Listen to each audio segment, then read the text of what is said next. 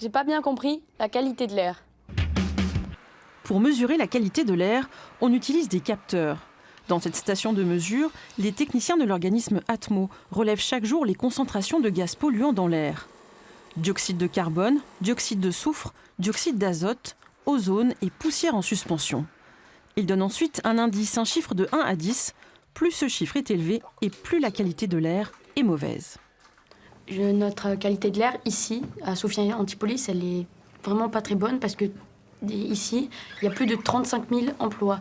Donc, ce qui crée un trafic routier énorme. Tous les soirs, il y a des énormes bouchons qui peuvent durer peut-être 2 heures, peut-être 3 des fois.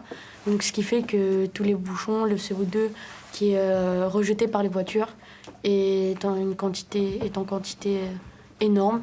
Nice, c'est le troisième endroit le plus affecté par les microparticules en France. Cet air pollué provoque des maladies respiratoires, des maladies cardiovasculaires, une baisse de la fertilité et des cancers. Les enfants et les personnes âgées sont les plus touchés. En France, 1 décès sur 1000 serait dû à la mauvaise qualité de l'air. Les gaz, ils vont irriter la gorge et après ça va aller dans les poumons et ça va boucher les alvéoles pulmonaires. Mais en fait aussi après ça va être relié au cerveau parce que le cerveau il a besoin d'oxygène, de CO2, d'oxygène. Et du coup ça peut, au bout d'un moment le cerveau il peut arrêter de fonctionner.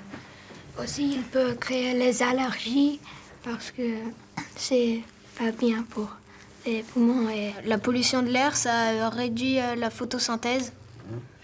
Donc la photosynthèse des arbres, des plantes. L'atmosphère des grandes villes. Et ce n'est pas un phénomène nouveau. Déjà dans les années 60, l'air pollué incommodait les Parisiens. Usines, trafic automobile étaient montrés du doigt. Pour respirer, on ressort même les masques à gaz.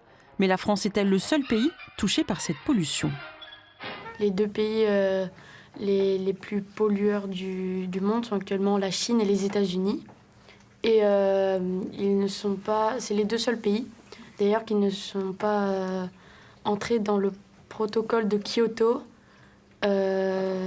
où 180 pays sont rassemblés, qui sert à faire en sorte de moins polluer les atmosphères. Et en plus, c'est dommage parce que si c'était mis dedans, peut-être qu'on aurait pu réduire la pollution vu que c'est les 2 principaux producteurs. Principaux.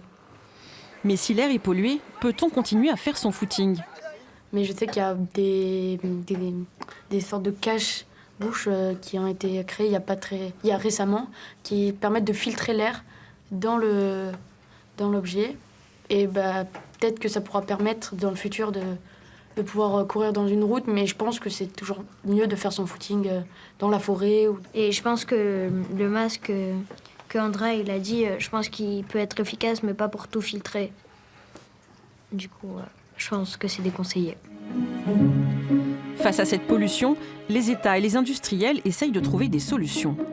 Trottinettes recyclables, véhicules électriques autonomes futuristes, avec même de la mousse végétale incorporée dans les pneus pour purifier l'air. Plus simplement, pourquoi ne pas partager son véhicule? Personnellement, je pense que peut-être le covoiturage, utilise moins la voiture. Peut-être que ça pourrait permettre de faire baisser la pollution dans l'air. Et puis qu'on fasse du covoiturage ou de la voiture seule, ça restera quand même de la pollution, vu que la voiture, selon si elle est récente ou plus âgée, elle pourra polluer plus ou moins. Et il faudra vraiment réagir dans les mois, voire peut-être les années qui suivent, pour permettre à tous les êtres humains de la planète de pouvoir avoir une qualité d'air très très bonne.